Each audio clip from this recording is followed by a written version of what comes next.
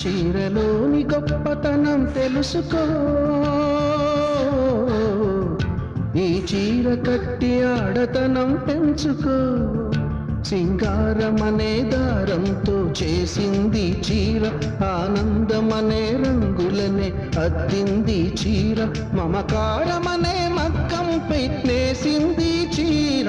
చీరలోని గొప్పతనం తెలుసుకో, ఈ చీర కట్టి ఆడతనం పెంచుకో. నిండు కట్టుతో నువ్వు నడిచెళుతుంటే దండాలే పెడతారు అందరూ.